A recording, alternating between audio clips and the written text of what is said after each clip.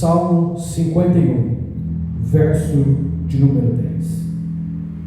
Cria em mim, ó Deus, um coração puro, e renova em mim um espírito reto. Não me lances fora da tua presença, e não retires de mim o teu Espírito Santo. Torne a dar-me a alegria da tua salvação, e sustém-me com um espírito voluntário. Então ensinarei aos transgressores os teus caminhos, e os pecadores a ti se converterão. Pode se assentar em nome de Jesus. Nós temos 150 salmos na Bíblia Sagrada. Um certo pregador um dia brincou com a igreja para ver acerca do conhecimento bíblico daquele povo. Ele pediu para que abrissem a Bíblia no Salmo 151.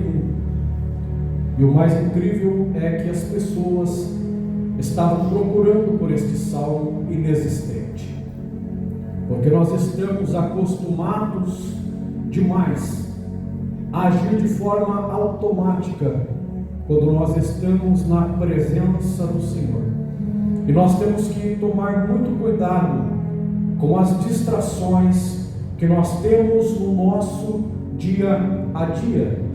Nós temos aqui um dos salmistas, que embora muitos atribuam o livro dos Salmos totalmente a ele, ele não é exclusivamente alguém que compôs os salmos que estão escritos nesse livro. Nós temos salmos que foram escritos, por exemplo, pelo seu filho Salomão.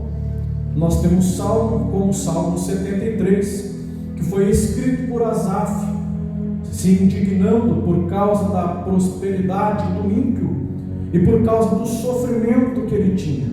Nós temos salmos também que foram escritos por Moisés, mas esse em específico, ao diretor de música, Salmo de Davi, quando o profeta Natan veio a ele, depois de Davi haver cometido adultério com Batseba.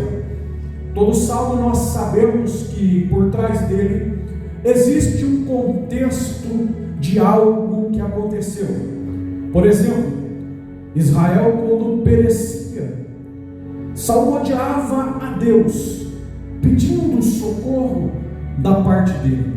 Davi, quando fugia da presença de Saul, também salmodiava a Deus, narrando os fatos que ali estavam acontecendo. Nós conhecemos Davi como um super-herói da Bíblia Sagrada, quando nós nos lembramos de Davi como um homem que estava apacentando o rebanho de seu pai. Quando o profeta Samuel chega na sua casa, e ali estão os seus irmãos assentados na mesa para se alimentar, e o profeta Samuel diz que eles não se assentariam para comer até que chegasse aquele que era o escolhido de Deus para reinar em lugar de Saul, aquele a quem Deus havia rejeitado, a quem Deus já havia falado ao profeta Samuel, dizendo: até quando terá pena de Saul, Samuel,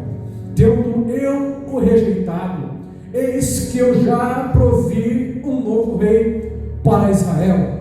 Davi era como se fosse um filho bastardo, estava trabalhando como pastor de ovelhas no momento que Samuel chega na sua casa.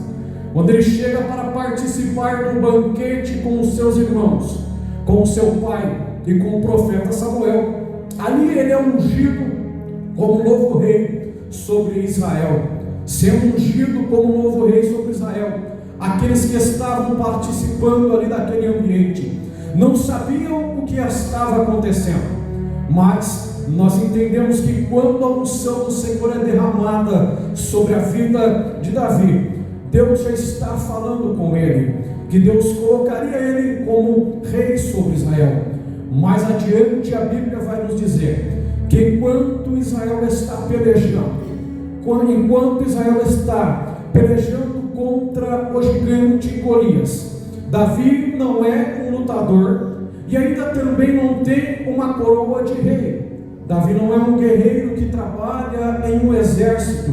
Davi ainda é um anônimo perante todo mundo, mas ele se dispõe a matar aquele gigante, a enfrentar aquele homem que está vestido com armaduras, que está armado com varapaus, aquele homem que tinha uma estatura muito maior que a estatura de Davi. Davi então vai até aquele homem e se levanta e se dispõe a vencer aquele que com somente o seu grito vencia todo o povo.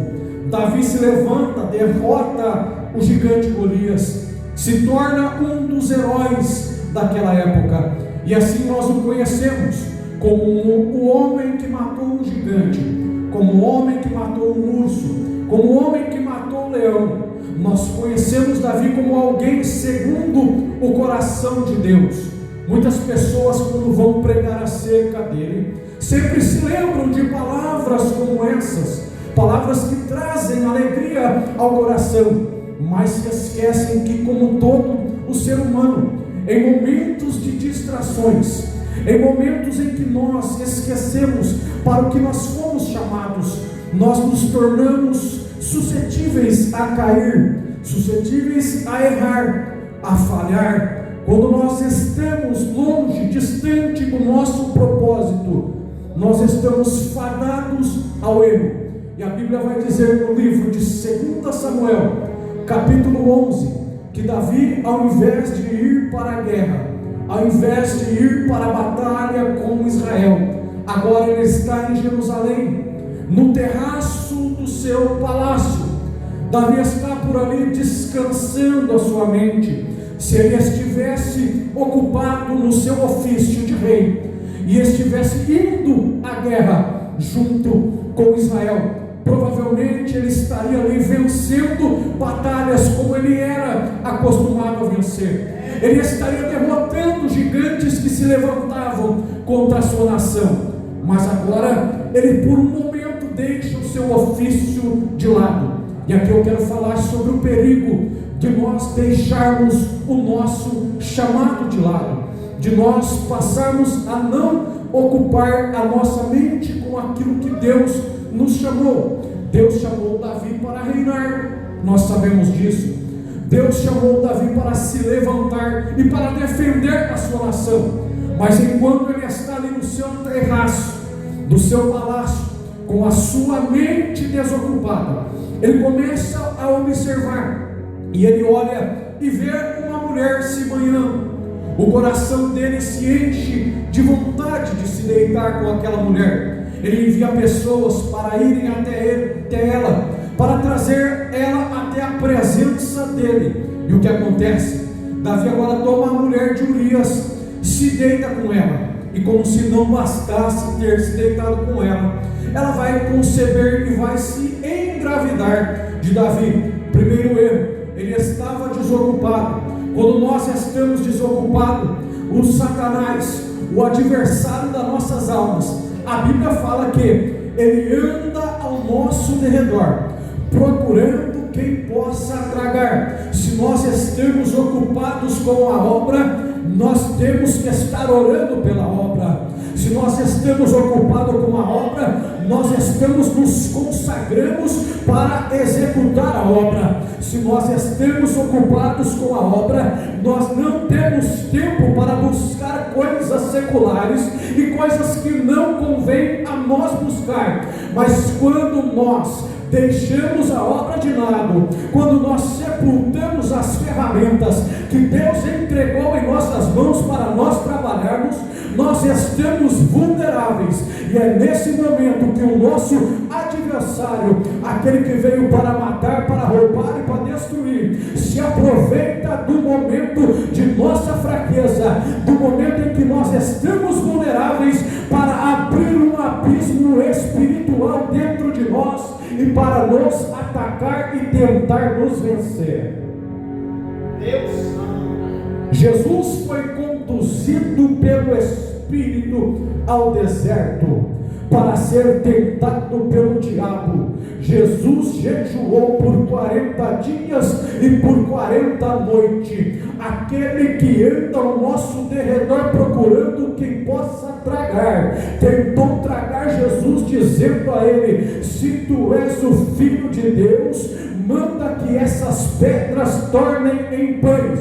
Por quê? Porque se o Senhor jejuou 40 dias e 40 noites, é lógico que agora o Senhor estará com fome. Mas Jesus nunca deixou de estar na presença de Deus. Jesus nunca deixou de se consagrar a Deus. Ele mesmo sendo Deus, não teve por usurpação em ser igual a Deus. Ele categoricamente responde: nem só de pão viverá o homem, mas de toda a palavra que sai da boca de Deus. Satanás, você pode estar mandando que eu transforme essas pedras em pães, mas elas não deixarão de ser pedras. Por quê? Porque eu estou revestido naquele que me alimenta de noite e de dia. Eu posso estar faminto fisicamente, mas espiritualmente eu estou cheio da presença daquele que me enviou, e eu sei muito bem qual é o meu propósito sobre a face dessa terra. Davi esquece o propósito por não estar ocupado com a obra, por não estar indo para a batalha junto com seus compatriotas. Agora ele está vulnerável. E assim muitas vezes nós nos encontramos também vulneráveis. Mas embora vulneráveis, nós temos que entender que ninguém está isento de um dia cair, de um dia pecar, de um dia se afastar da presença do Senhor. Porque embora hoje nós estamos aqui dentro, nós estamos pregando a palavra, nós não somos melhores do que ninguém. O problema é que tem muita gente que se acha espiritual demais, se acha melhor demais do que o próximo, e acha que porque prega a palavra, porque canta bonito, porque pastoreia uma igreja, porque lidera um grupo, nunca está sujeito a parar lá fora também. Corações cheios de orgulho. Davi era rei, o homem segundo o coração de Deus, que a Bíblia diz que logo após ser ungido, o Espírito Santo da parte de Deus que estava sobre Saul saiu de Saul e se apoderou de Davi. Um espírito maligno da parte de Deus agora é enviado para perturbar Saul.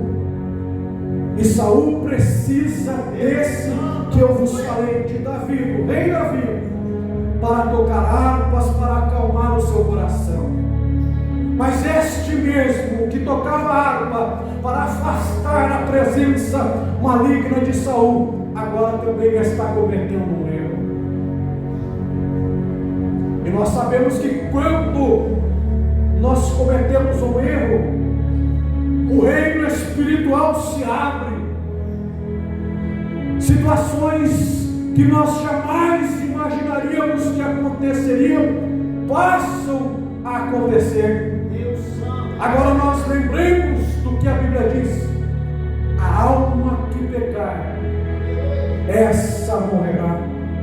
Nós vamos também para o livro do profeta Isaías, no capítulo 59, versículo 1 e versículo 2. No versículo 1 nós temos algo que, se nós não lermos o segundo, nós achamos que é uma das maiores bênçãos da parte de Deus para as nossas vidas. Porque o versículo 1 de Isaías 59 diz que as mãos do Senhor, elas não estão encolhidas para que não possa nos abençoar, Os ouvidos do Senhor não estão agravados para que não possam nos ouvir. Só que existe um grande problema em tudo isso. Davi agora está se afastando da presença do Senhor. Agora, se ele prostrar-se diante do Senhor, o ouvido do Senhor não está ensurdecido, vai escutar. Mas existe um problema. O versículo 2 do mesmo capítulo que citei no livro do profeta Isaías vai dizer que o pecado, ele faz separação entre Deus e o homem. Agora, aquele que tinha o Espírito Santo, aquele que tocava harpas e o espírito maligno se afastava da presença de Saul, aquele que tocava harpa, que cantava alegremente ao Senhor, não vai mais ter o prazer de cantar alegremente na presença do Senhor, porque agora algo aconteceu. O pecado bateu a porta e ele não fez conforme a orientação que Deus trouxe lá no livro de Gênesis para Caim, quando ele disse: eis que o pecado jaz à porta, mas cabe a ti dominar sobre ele. O pecado nos faz convites diariamente. Diariamente nós contemplamos Batseba tomando banho nua em nossa presença. Eu não estou dizendo isso no sentido literal, mas eu estou dizendo isso no sentido figurado. O pecado constantemente está diante de nós. O diabo está constantemente tentando nos tragar, mas cabe a nós dominar sobre as nossas vontades. Cabe a nós dominar sobre os nossos desejos. Cabe a nós escolher entre estar alegre na presença do Senhor constantemente, ou nos alegrar, ou nos termos um prazer de poucos minutos que pode atrasar a nossa eternidade. Algo que compromete as promessas de Deus para as nossas vidas. E falar em promessa, creio eu que todos que aqui estão um dia receberam uma profecia boa da parte de Deus, onde Deus levanta alguém para dizer ao nosso coração: eu vou te usar na obra, você vai para tal lugar, eu vou te alargar as fronteiras. E é lógico que isso enche o nosso coração.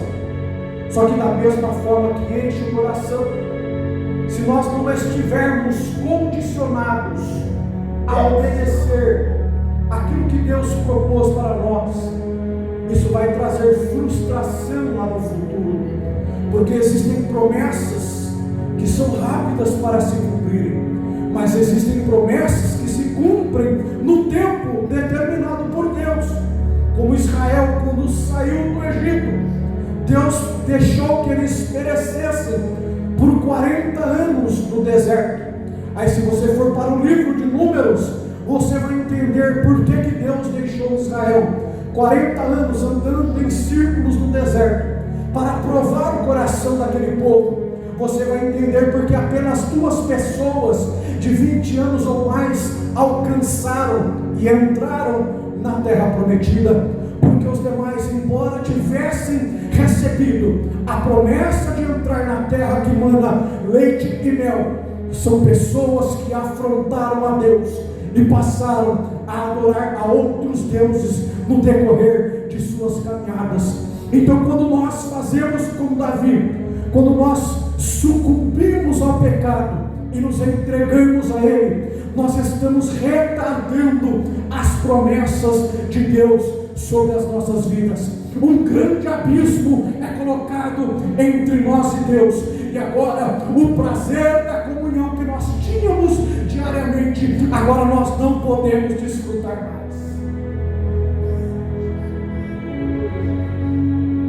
Só que Deus, ele é tão misericordioso misericordioso conosco. Ele é tão misericordioso para com as nossas almas, que Ele ainda levanta pessoas para nos alertar. E no capítulo 12 de 2 Samuel, Deus envia o profeta Natan para falar com Davi. Através de uma parábola, Natan fala com Davi. Davi não entende o que o profeta estava falando, até que o profeta diz diretamente a ele: este rei é você mesmo, Davi. Davi agora vai confessar o seu pecado ao profeta Natan e vai dizer: eu pequei contra o Senhor. E o profeta diz a ele: o teu pecado será perdoado. Mas existe um problema. Quando nós pecamos, o reino espiritual é aberto. Embora nós sejamos perdoados por conta do nosso pecado, existem consequências que nós teremos que colher ainda em vida. Muitas bênçãos já não existirão mais, e algumas maldições virão como consequência sobre as nossas vidas. Davi teve o pecado perdoado, até porque no livro de Provérbios há um provérbio que diz: aquele que confessa os seus pecados e os deixa, alcançará misericórdia. A sentença para o pecador era receber o salário do pecado, que é a morte. Mas a Bíblia também vai nos dizer, no livro de Lamentações de Jeremias, capítulo 3 e versículo de número 22, que as misericórdias do Senhor são as causas de nós não sermos consumidos, porque elas se renovam a cada manhã. Se fosse por conta dos nossos pecados, já éramos para nós estarmos mortos. Romanos 3:22 diz: todos pecaram e destituídos estão da glória de Deus, mas Jesus veio para nos trazer de volta a alegria de estarmos na presença de Deus. E eu creio que nesta noite Jesus está nos reconciliando com a presença de Deus, porque Deus não nos escolheu para viver uma vida de mazelas. Deus não nos escolheu para nós vivermos uma vida de pecado. Deus não nos chamou para morrer no erro.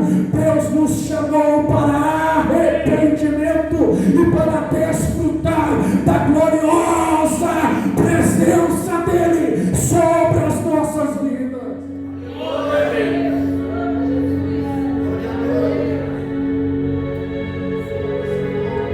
O profeta Natan repreende Davi. Davi confessa o pecado. Só que como Davi era alguém que salmodiava a Deus, em qualquer circunstância que acontecesse em sua vida, agora ele vem redigindo um salmo de 19 versos, somente para confessar o seu pecado diante de Deus, para pedir perdão e para pedir para que Deus não afaste dele a tua presença. E no verso 10 ele diz: cria em mim, ó Deus, um coração puro e renova em mim um espírito reto. A Bíblia diz que o Espírito de Deus, quando o homem vivia seus 800, 900 anos, lá no livro de Gênesis, Deus vai dizer: o meu Espírito não contenderá para sempre com o homem. Os seus dias serão 120 anos. Deus vai colocando limites na raça humana, porque o coração do homem é pecador desde a sua meninice. É por isso que eu digo uma frase dita por um grande pregador chamado Jimmy Swaggart, que enquanto nós estamos aqui na face dessa terra, nós temos que estar nos purificando constantemente, porque esta terra é dominada pelo pecado. Se nós sairmos na rua agora, lá está o pecado, lá está as atrações, lá estão as coisas boas aos olhos humanos. Até faço aqui, abro um parêntese para lembrar de algo que o sábio Salomão escreveu em Eclesiastes capítulo 11, quando ele diz: alegra-te, jovem, na tua juventude, recreia o teu coração nos caminhos que agradam os teus olhos. Ele está dizendo que nós temos a liberdade de alegrar o nosso coração com aquilo que nossos olhos bem desejarem. Porém, existe algo que ele diz no final da fala, onde ele diz: lembra-te, porém, que de todas essas coisas o Senhor te pedirá contas. É por isso que nós temos que lembrar que, embora nós temos liberdade para algumas coisas, como disse o apóstolo Paulo, todas as coisas me são lícitas, mas nem todas me convêm. Se é lícito eu fazer algo, eu faço. Se convém, aí já é outra história. Se desagrada a presença de Deus, o porquê eu vou fazer? E aí vem Davi dizendo: cria em mim, ó Deus, um coração puro, e remove em mim um espírito reto. Que o meu espírito, ó Deus, venha andar, ó Pai, em direção ao Senhor, sem se desviar para a esquerda, sem se desviar para a direita, sem observar as coisas que meus olhos desejam, sem observar as coisas, as cobiças da carne, mas que o meu espírito esteja em retidão, esteja em conformidade com aquilo que o Senhor tem projetado para mim.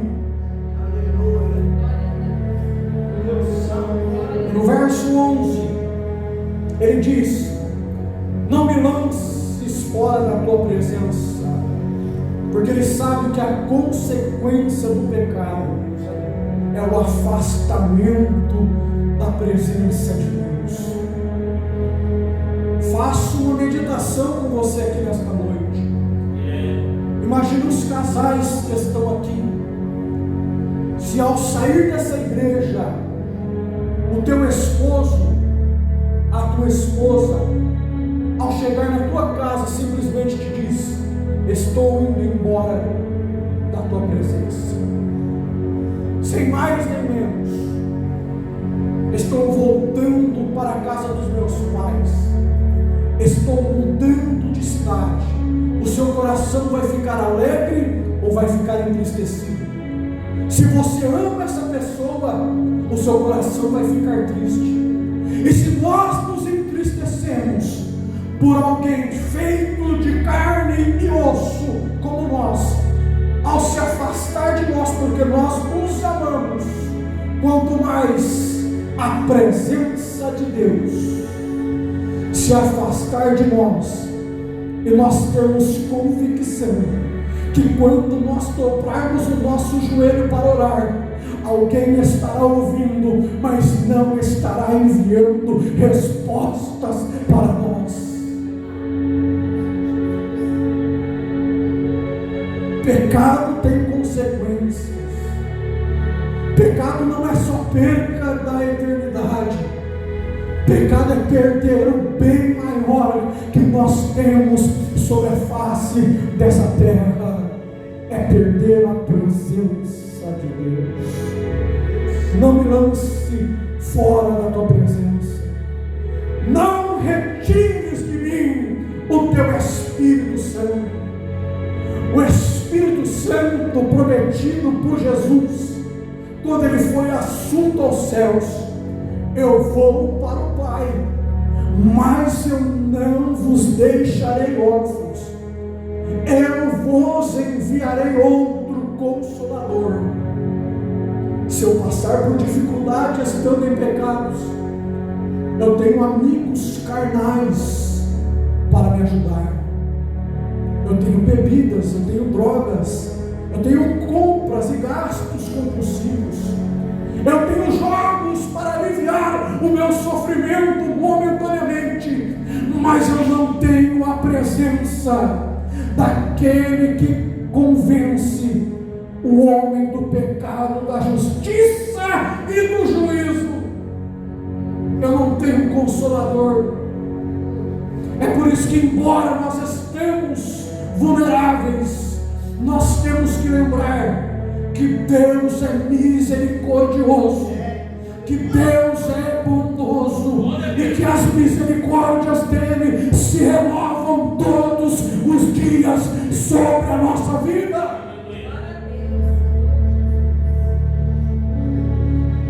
Olha como o pecado traz tristeza por afastar a presença de Deus em nós. Davi está dizendo: torna a dar-me a alegria da tua salvação e sustém-me com um espírito voluntário. Ele está pedindo de volta a alegria dele entoar louvores e Deus manifestar a presença dele, a alegria dele entoar louvores e Deus manifestar a glória dele, a alegria dele dobrar o joelho dele, tendo certeza que Deus o responderia, a alegria dele poder entrar na presença de Deus e não ter um monólogo, mas ter um diálogo com alguém com quem ele fala e alguém responde. Era isso que Davi estava pedindo, e que nós venhamos ser igual a ele, homens e mulheres segundo o coração de Deus, tomando sempre o devido cuidado com as distrações do nosso dia a dia, porque nós temos uma distração na palma da nossa mão que pode roubar a ilustre presença de Deus sobre as nossas vidas. Se coloque em pé em nome de Jesus.